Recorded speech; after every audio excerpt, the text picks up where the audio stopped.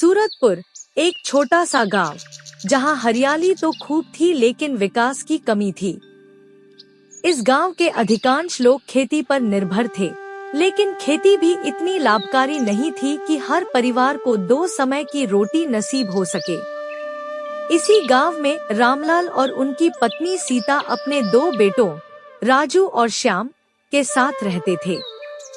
रामलाल का परिवार ईमानदार और मेहनती था, लेकिन गरीबी ने उनके जीवन को बहुत कठिन बना दिया था। रामलाल के पास केवल 1 एकड़ जमीन थी, जिस पर वह हर साल गेहूं और चावल उगाते थे। फसल अच्छी हो जाती तो कुछ पैसा बच जाता, वरना पूरा साल कर्ज उतारने में ही निकल जाता। राजू और श्याम दोनों भाइयों ने अपनी माँ से बचपन में ही सीख लिया था कि मेहनत से ही जीवन को बदला जा सकता है। एक दिन राजू ने अपने पिता से कहा, बाबूजी, क्या हम हमेशा ऐसे ही रहेंगे? क्या कभी हमारे पास इतना पैसा होगा कि हम आराम से जी सकें? रामलाल ने गहरी सांस लेते हुए कहा, बेटा, पैसा मेहनत से आता है, लेकिन किस्मत भी साथ देनी चाहिए। राजू की उम्र केवल 17 साल थी, लेकिन उसकी सोच बड़ी थी। उसने कई बार देखा कि गांव के कुछ लोग शहर जाते हैं और कुछ साल बाद वापस आकर अपना घर बनाते हैं। उसने अपने मन में ठान लिया कि वह भी शहर जाएगा और अपने परिवार की गरीबी को खत्म करेगा।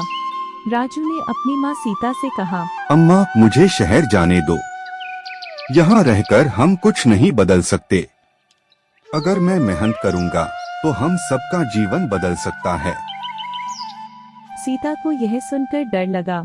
वह अपने बेटे को अपने से दूर नहीं भेजना चाहती थी, लेकिन राजू का आत्मविश्वास देखकर उन्होंने उसे अनुमति दे दी। राजू अपनी माँ से 500 रुपए लेकर पास के शहर जयपुर चला गया। शहर की चकाचौंध और भीड़भाड़ देखकर उसका दिल घबरा गया, लेकिन उसने खुद को संभाल लिया। उसने एक सस्ती लॉज में रहने की जगह ढूंढी और नौकरी की तलाश शुरू कर दी। कुछ दिन भटकने के बाद उसे एक चाय की दुकान पर काम मिल गया। वह सुबह से शाम तक चाय बनाता, ग्राहकों को चाय परोसता और दुकान साफ करता।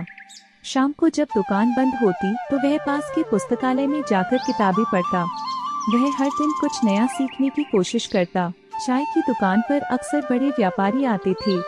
राजू ने उनकी बातचीत सुनकर महसूस किया कि व्यापार ही वह रास्ता है जो उसे गरीबी से बाहर निकाल सकता है।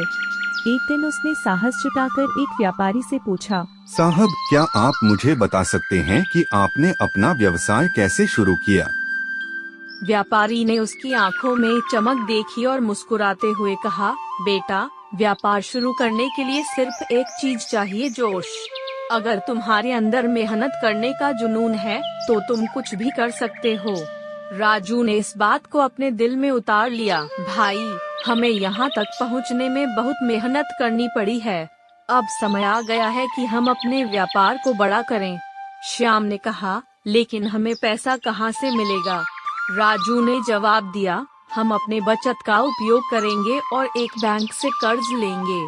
अगर हम सही तरीके से काम करेंगे तो हम इसे जल्द ही चुका देंगे। राजू और श्याम ने बैंक से कर्ज लेकर एक बड़ा स्टोर खोला। इस बार उन्होंने ग्राहकों को आकर्षित करने के लिए आधुनिक तकनीकों का उपयोग किया। उन्होंने स्टोर में डिस्काउंट्स और ऑफर्स की योजना बनाई, जिससे ग्राहकों की भीड़ उमड़ पड़ी। भाई, हमें अपना व्यापार ऑनलाइन ले जाना चाहिए। दुनिया बदल रही है। लोग अब घर बैठे चीजें खरीदना पसंद करते हैं।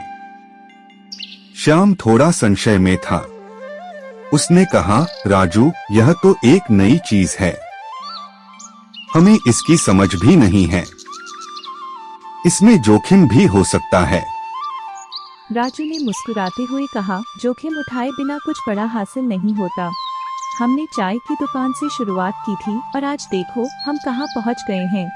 अगर हमने यहाँ रुक गए तो दूसरों से पीछे रह जाएंगे। श्याम ने अपने भाई के आत्मविश्वास पर भरोसा किया और दोनों ने ऑनलाइन प्लेटफॉर्म पर अपना व्यापार शुरू करने का फैसला किया।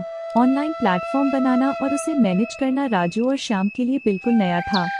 उन्होंने इस क्षेत्र के विशेषज्ञों से सलाह ली और थोड़े पैसे लगाकर एक वेबसाइट तैयार की। राजू ने खुद डिजिटल मार्केटिंग सीखना शुरू किया। दिन में वह स्टोर संभालता और रात को वीडियो देखकर और किताबें पढ़कर ऑनलाइन व्यापार के गुर सीखता। पहले कुछ महीने संघर्षपूर्ण थे। वेबसाइट पर ग्राहकों की संख्या बहुत कम थी, लेकिन राजू ने हार नहीं मानी। उसने सोशल मीडिया का उपयोग करके प्रचार शुरू किया। धीरे धीरे लोग उनके उत्पादों के बारे में जानने लगे। 1 साल के भीतर उनकी ऑनलाइन बिक्री में तेजी आ गई।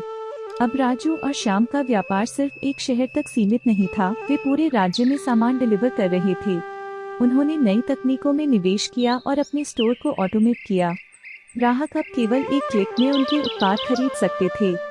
जब राजू को लगा कि उनका व्यापार अब स्थिर हो चुका है, तो उसने अपने पुराने गांव सूरतपुर में कुछ करने का फैसला किया। उसने अपने पिता से कहा, बाबूजी, यह सब कुछ आपकी दी हुई सीख और आशीर्वाद से संभव हुआ है। अब मैं चाहता हूँ कि हमारा गांव भी तरक्की करे। रामलाल की आंखों में गर्व के आंसू थे। उन्होंने राजू को गले लगाते हुए कहा, बेटा, मुझे तुम पर गर्व है। राजू ने गांव में एक स्कूल की स्थापना की। उसने यह सुनिश्चित किया कि बच्चों को मुफ्त में शिक्षा मिले। इसके अलावा उसने एक छोटे उद्योग की शुरुआत की, जहां गांव के लोगों को काम दिया जा सके। जब गांव में उद्योग शुरू किया गया, तो कई लोग इसे लेकर संदेह में थे। कुछ बड़े व्यापारी जो गांव के गरीबों का शोषण कर रहे थे, राजू के काम को विफल करने की कोशिश करने लगे। राजू को धमकियां मिलने लगी और कुछ झूठे आरोप भी लगाए गए, लेकिन उसने साहस और धैर्य से हर कठिनाई का सामना किया। श्याम ने भी अपने भाई का साथ दिया और उसे हिम्मत दी। राजू ने अपने उद्योग को और अधिक सफल बनाने के लिए नए नए विचार लागू किए। उसने महिलाओं को रोजगार देकर उन्हें आत्मनिर्भर बनाया। अब राजू और श्याम का राजश्री इंटरप्राइजेज राज्य के सबसे बड़े ब्रांड्स में से एक बन चुका था। उनके स्टोर्स और ऑनलाइन प्लेटफॉर्म की पहचान पूरे देश में फैल गई। राजू और श्याम अब न केवल सफल व्यापारी थे, बल्कि समाज के लिए प्रेरणा का स्रोत भी बन चुके थे। उन्होंने साबित कर दिया कि अगर मेहनत और ईमानदारी से काम किया जाए, तो कोई भी लक्ष्य हासिल किया जा सकता है। अब राजू को लोग अमीर सेठ कहने लगे थे, लेकिन उसने कभी अपने मूल्यों को नहीं छोड़ा। वह हमेशा विनम्र और दूसरों की मदद करने के लिए तैयार रहता था। एक दिन एक बड़े पत्रकार ने राजू से पूछा, आपने इतनी सफलता कैसे हासिल की? राजू ने मुस्कुराते हुए कहा, यह सब मेरे परिवार के समर्थन और मेरी मेहनत का परिणाम है। मैंने कभी हार नहीं मानी और हमेशा अपने सपनों के पीछे भागा। सबसे बड़ी बात यह है कि मैंने जो भी पाया, उसमें दूसरों को भी शामिल किया। यही मेरी असली सफलता है। राजू ने अपने व्यापार को अंतर्राष्ट्रीय स्तर पर ले जाने का फैसला किया। उसने विदेशों में भी अपने उत्पादों की ब्रांडिंग शुरू की। जल्द ही राजश्री इंटरप्राइजेज एक ग्लोबल ब्रांड बन गया।